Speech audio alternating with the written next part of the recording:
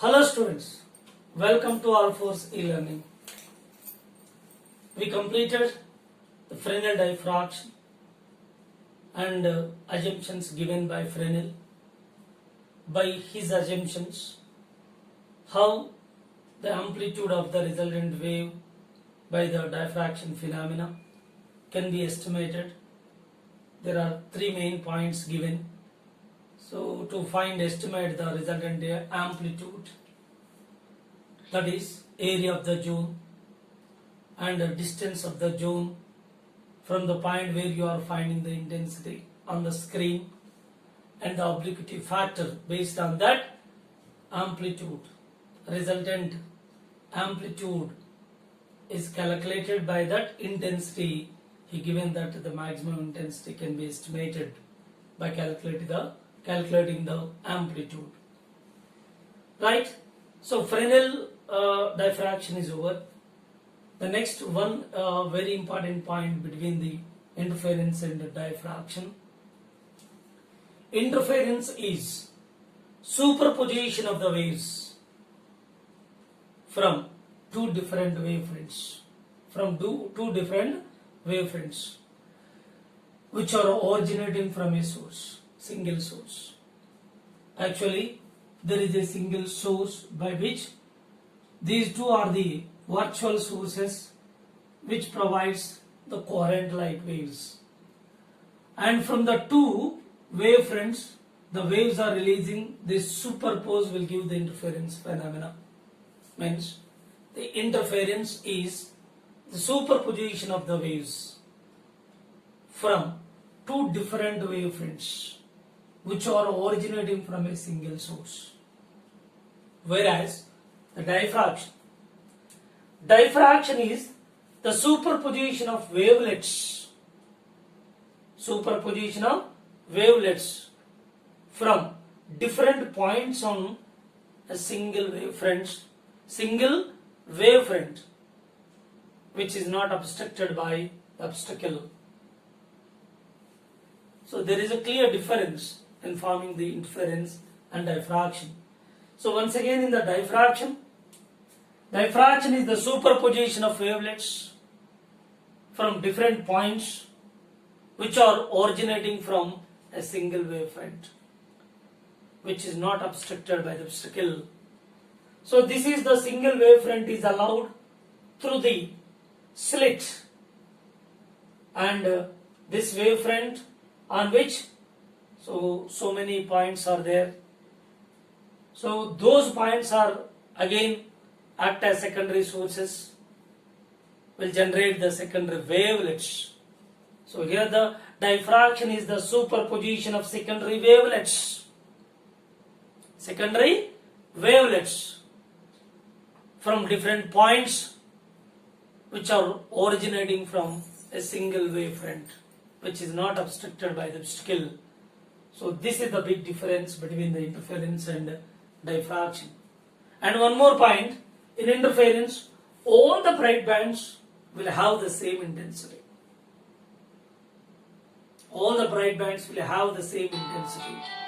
And the dark bands, which are almost all dark, complete dark, depends on their intensity. So if I0 and I0, two coherent light waves which are having same intensity, the resultant intensity, so for bright band maximum, for dark band almost zero. But the thickness of all the bright bands will be same, thickness of all the dark bands will be same, and all bright and dark bands all are having the same thickness, and all the bright bands will have the same intensity, but all the dark bands are almost zero intensity in interference pattern, right? So whereas in diffraction phenomena, so the pattern formed on the screen, that all the bright bands will not have same intensity. So central maximum will have maximum intensity, and as we go away from the central maximum, so next to first order maximum, second order maximum, like that, their intensity gradually decreases. And thickness of the central maximum and remaining first order, second order thickness will not be same.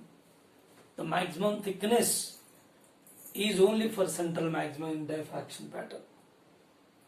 So whereas in interference pattern, all the bright bands will have same thickness, all the dark bands will have same thickness, and all the bright bands will have same intensity. So this much difference is there between interference and diffraction. And the diffraction pattern will be observed on the screen, will form a very small region, whereas in interference pattern, that is in large region we can see. So on the screen. So these are the basic differences between interference and diffraction. So before going to Fraunhofer diffraction. Yeah, Fraunhofer diffraction. What are the conditions?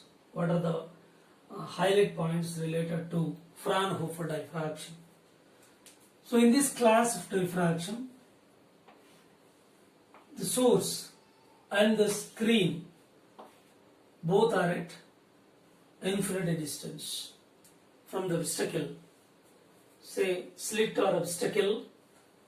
So from the slit or obstacle, the source and the screen both are at infinity distance, right? So whereas in the Fresnels, they are at finite distance. Now second point is, because of infinity distance of the source from the obstacle, so this kind of diffraction will happen by the plane wavefront.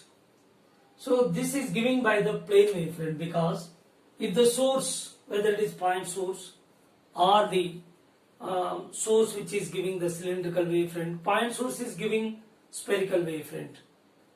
So linear source is giving the cylindrical wavefront. A slit is giving cylindrical wavefront. Slit is giving cylindrical wavefront, and point source is giving spherical wavefront. Now either it is cylindrical or spherical wavefront, so on which a part is considered at greater distance from infinity distance from the source at infinity distance, a part of the spherical wavefront, a part of the cylindrical wavefront, which is a plane, that is taken to be plane wavefront. Therefore here the source is at infinity distance from the obstacle. Therefore, so this kind of diffraction is given by plane wavefront. Plane wavefront. This is second point. Third one is, so optical instruments are required to observe the Fraunhofer diffraction pattern on the screen. This class of diffraction will be observed, can be seen by using optical instruments, that is convex lens. Convex lens is needed to observe this kind of diffraction pattern on the screen, because the screen is also at infinity distance. In order to focus them on the screen in the limited region, then we should have a convex lens which will converges all these alternate bright and diffraction pattern on the screen, so which will helps us to see the clear pattern on the screen. So that is the third one. And fourth, this kind of diffraction will be seen. This kind of diffraction will happen, and this kind of diffraction pattern and diffraction is happening in the direction perpendicular to the propagation of light. Perpendicular to propagation of light. So the light is propagating on direction. So this diffraction will be happen in the direction perpendicular to the propagation of light. And the fifth one is diffraction at a single slit. Diffraction, double slit are the examples of this class of diffraction, Fraunhofer diffraction.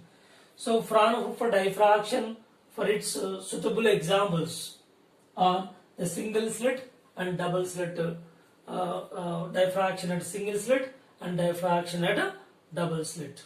So these are the main points, highlight points related to Fraunhofer diffraction.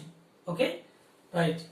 So once again, here the first point is the source and the screen both are at infinity distance from the obstacle, and the second one is due to infinity distance of the source, this kind of diffraction happens by the plane wavefront. And third one is, so convex lens is to be used to observe the diffraction pattern on the screen, because the screen is at infinity distance. In order to focus all these fringes in the limited region on the screen, the convex lens is to be used. Next, fourth one is, this kind of diffraction is happen in the direction perpendicular to the propagation of the wave. And fifth one is, so diffraction at single slit and double slit are the examples of this class of diffraction. These are the main points related to Fraunhofer diffraction. Okay? Your Fraunhofer diffraction, all these points were discussed here. So fifth point I will remind once again. So diffraction at single slit and double slit are the examples of this class of diffraction. And fourth point is the diffraction effect. Which one? Fraunhofer diffraction effect is observed in the direction perpendicular to the propagation of the wave. And third one is convex lens is to be used to observe the diffraction pattern on the screen.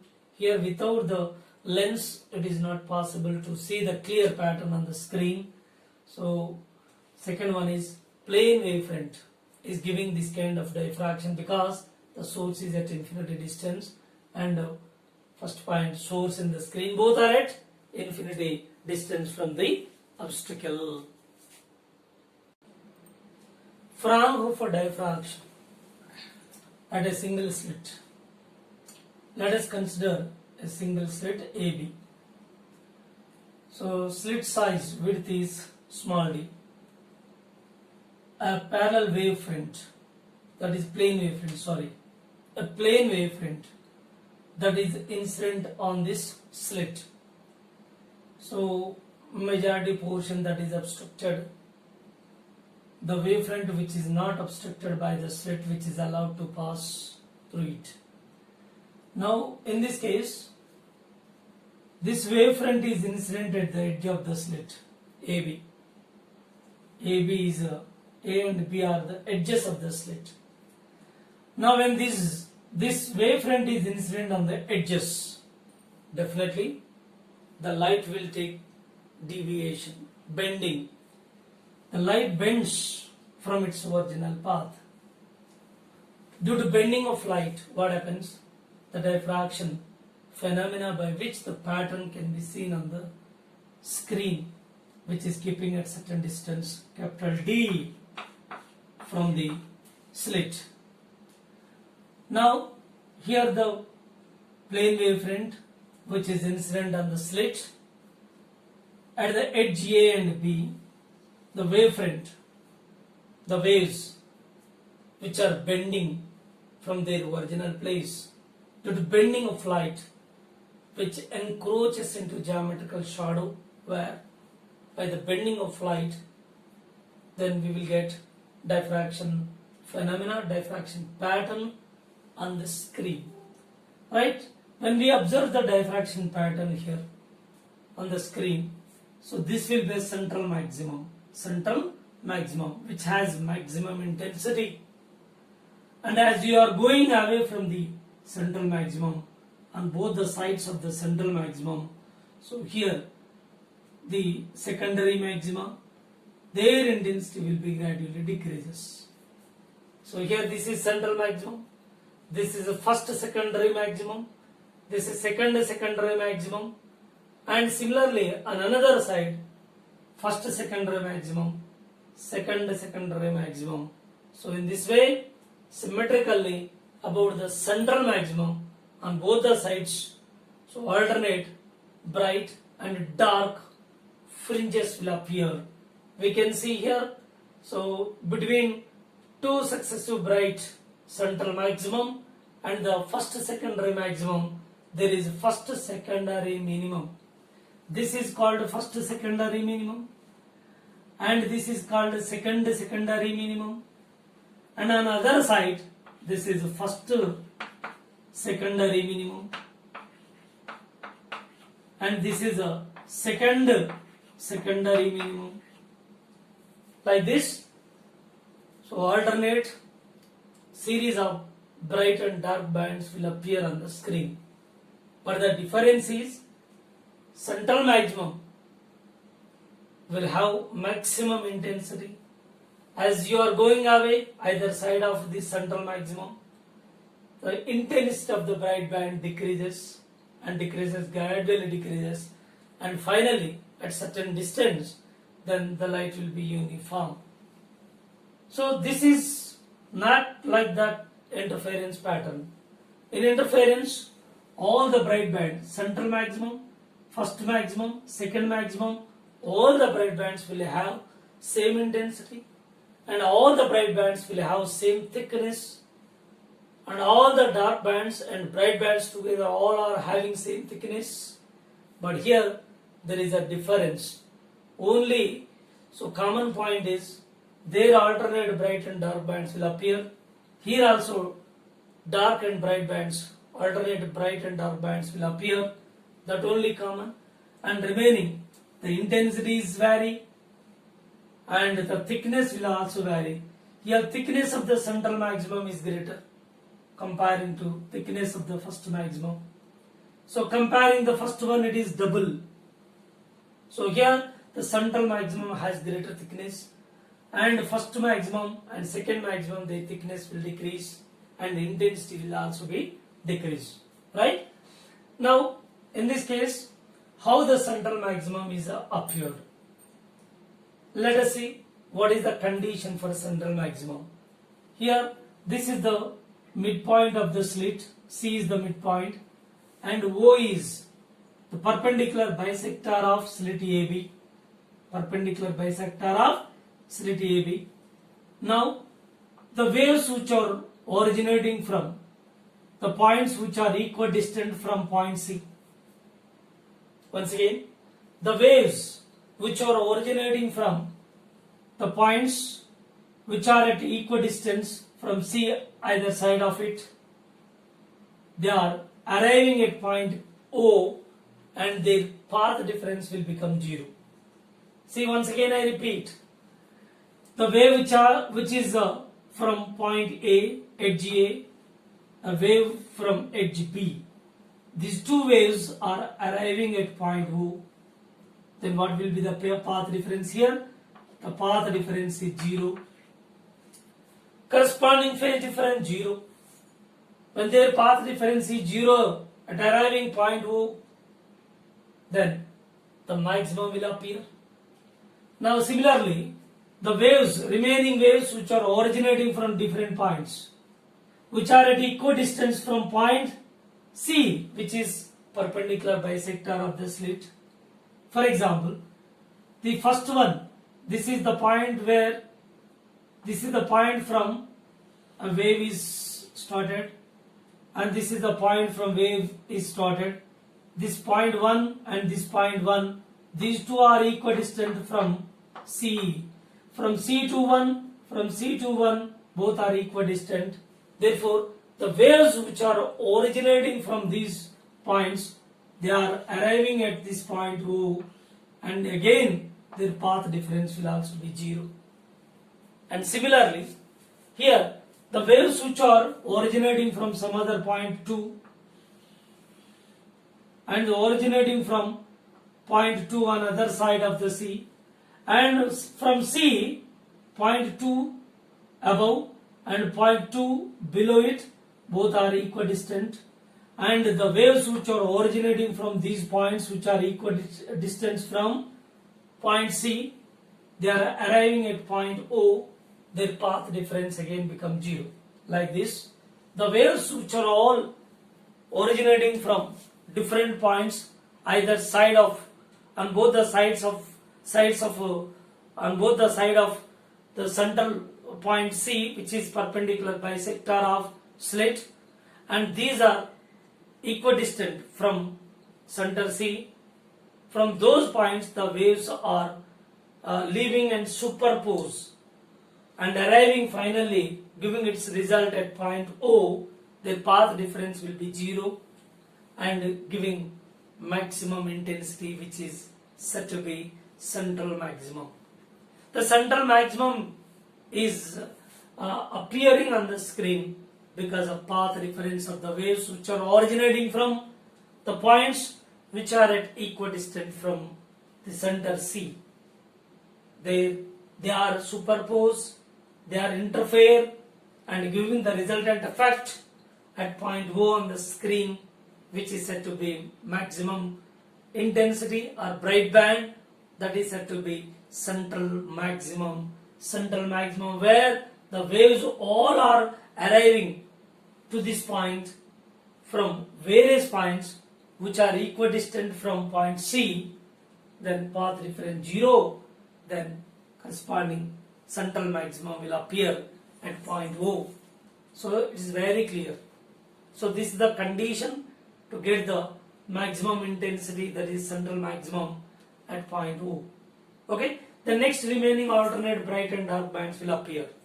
So this is the regarding the central maximum. Clear explanation was given that the wave from edge A, wave from edge B, these two are arriving at point O, superpose will give the diffraction phenomena. Its result is giving here the central maximum because path reference is 0, and wave is leaving from point 1 and here point 1. These are arriving at point O, again path difference 0. From 2 and 2 they are arriving at point O, so path difference is 0. Like that, the waves which are leaving from the different points which are at equidistant from C, they are arriving at point O, their path difference 0 and definitely giving the maximum intensity, which is known as central maximum. Right? Next, go for other maxima and minima. So first we go for minima. So condition for secondary minima. So central maximum is over. Next comes secondary minima. So how do you get secondary minima? This one and this one. For secondary minima, say it is O. Next point, this is P1. Here it is P1 on both the sides. Next point P2 here. Secondary minima P2. Here it is P2. Secondary minima. Right? So like that. So how we can get first secondary minima? P1. So here the diagram clearly mentioned. Its corresponding diagram. So this is first secondary minima point where the light waves which are superposed and giving the resultant intensity 0 at point P1. So how it is possible? So let us consider a wavelength lambda of a light which is going to incident on this slit AB. So this is a plane wavefront. The plane wavefront is incident on the slit AB. Yes, as we discussed now, here the wavefront incident on the edges of the slit, and definitely the wave will bend from its original path due to bending, the diffraction phenomena happening, and its pattern can be seen on the screen. Right? In this case, suppose the bending takes place and the deviation takes place by the bending of light. Let it be theta 1. Theta 1 is the bending. Its corresponding point on the screen is P1. P1 corresponding angle is we are taking for our convenience. Theta 1 is the deviation of the light by the bending of light, bending of waves whenever they are incident at the edge of the slit. Okay? Slit size, width of the slit is a d, small d, and this is capital T. Now, so let us consider here the path, wavelength is lambda. Now, here different waves are considered. Here 1 at edge B, 2, 3, 4, 5. It is midpoint C, 6, 7, 8, 9. So these are the waves. Now, when we consider a perpendicular line from here to here, So what is the path difference here? This path difference delta x from here to here, which is lambda. Which is lambda. What does it mean? So in arriving point P on the screen, the wave 9 and the wave 1. Here the wave 1 and wave 9, these two are arriving at point P1. So wave 9 will cover the extra path comparing to 1 is lambda. So wave 9, ninth wave is covering extra path lambda comparing to 1 while arriving point P1 on the screen. Okay. So similarly, here the midpoint, that is at point C, where so fifth wave and the first wave. Fifth wave is at the middle, that is at point C, and lower edge at point B, where it is first wave, and first and fifth one, between these two it is midpoint, therefore it is lambda by 2. It is clearly lambda by 2. Up to here it is lambda, it is a half part, it is lambda by 2. When we compare the wave 1 and wave 5, these two are, this is wave 1 is at 0 started and wave 5 is lambda by 2. So path difference between these two waves 1 and 5 is lambda by 2. Their corresponding phase difference is pi. So between 1 and 5 waves, path difference lambda by 2, corresponding phase difference is how much? Pi. That is 180 degree.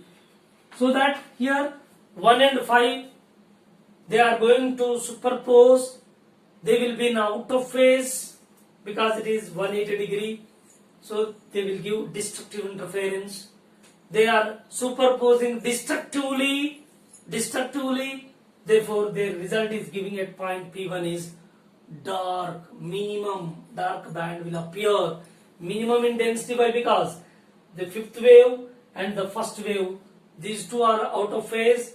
They superpose, will give destructively and destructive interference, by which the result is giving at point P1, that is minimum intensity, which is known as dark band. Dark band will appear. And similarly, when we go for second wave corresponding seventh wave, see here. So this is next second wave. Second and seventh we consider what is the path difference between these two? Again lambda by 2. Means, so seventh wave covering extra path lambda by 2, comparing the wave 2 arriving at point P1 on the screen. And similarly, so eighth wave and third wave. Eighth wave is also covering lambda by 2 extra path comparing to third wave at arriving point P1 on the screen. So like that, ninth wave covering lambda by 2 extra path comparing to so fourth wave, like this. So path difference will be, see here, second and sixth wave considered. Second and sixth path difference is lambda by 2, corresponding phase difference is pi, and they will be in out of phase. The wave 2 and 6 both are superposed destructively and giving the minimum intensity. Similarly, third wave and the seventh wave, path difference is lambda by 2 and they will be in out of phase. They superpose destructively, will give the minimum intensity. And similarly, fourth and eighth wave, fourth and eighth, and path difference will be lambda by 2 and corresponding phase difference is pi. Out of phase, they superpose destructively, giving the minimum intensity, like that fifth and ninth. So all these waves are in this manner superpose, will give destructively superpose, will give the minimum intensity. As a result, here at point P1 you will get dark band, that is minimum. Which minimum? First secondary minimum. First secondary minimum is obtained on the screen. From where? Central maximum. The next minimum is first secondary minimum is happening here, observed on the screen and formed on the screen. That is in this way, as I was explained now. So how they are superposing? So 1 and 9 path difference lambda of course, but the middle one 5 and 1 path difference lambda by 2, phase difference is pi, out of phase they are superposed destructively. 2 and 6, 3 and 7, 4 and 8, 5 and 9. So these are superposed destructively, will give the minimum intensity point P1. As a result, it is giving first secondary minimum at point P1. Okay. So what is the path difference here? Suppose it is theta 1, here also theta 1. From this triangle, this is D. So here path difference delta x is equal to d sine theta 1. Here path difference is lambda is equal to d sine theta 1. Actually, the path difference formula, we can take path difference delta x equal to d sine theta. Actually, this is the basic formula. Here for first secondary minimum, path difference we are taking, path difference. So this can be written as n lambda is equal to d sine theta. Here for first secondary minimum n is equal to 1. Therefore lambda is equal to d sine theta 1 corresponding. Theta 1 first secondary minima. Therefore n is equal to 1. So therefore lambda is equal to d sine theta 1. So under this condition you are getting the first secondary minima. So this is the basic formula. If you go for secondary minima, then how do you get it? Secondary minima. This is first secondary minima. For secondary minima, this is also happening same way. So whatever I explained just now, for secondary minima,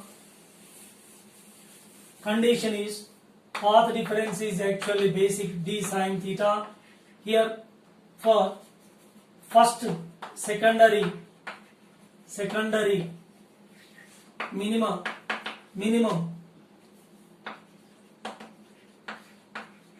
first secondary minimum.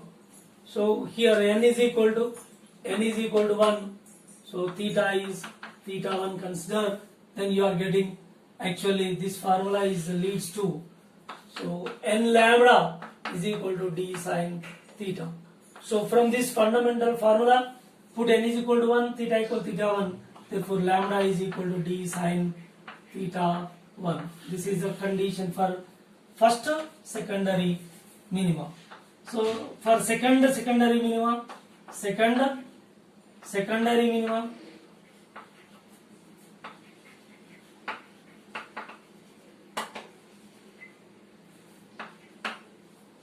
for secondary minima, theta equal to theta 2. So n is equal to 2. Then you will get, put n is equal to 2 lambda is equal to d sine theta 2. Okay. And similarly for in the same manner again we consider the waves like this, and they are superposed destructively giving the minimum intensity. So this is also for secondary minima by logic approach, and similar manner we can take the same explanation for this, and 2 lambda is equal to d sine theta 2. And for nth secondary minimum, so theta is equal to theta n and n is equal to n. Therefore n lambda is equal to sine theta n. So in this way, for all these conditions, lambda is equal to d sine theta 1, and definitely it is giving the first secondary minimum. And for secondary minima, 2 lambda is equal to d sine theta 2, and third secondary minima, 3 lambda equal to d sine theta 2, like that. So for nth one, n lambda is equal to d sine theta n. So in this way, by the Fraunhofer diffraction, so secondary minima will appear on the screen alternatively, either on both the sides of the central maximum. Okay, on both the sides of central maximum. And similarly, we can also discuss for condition for secondary maxima.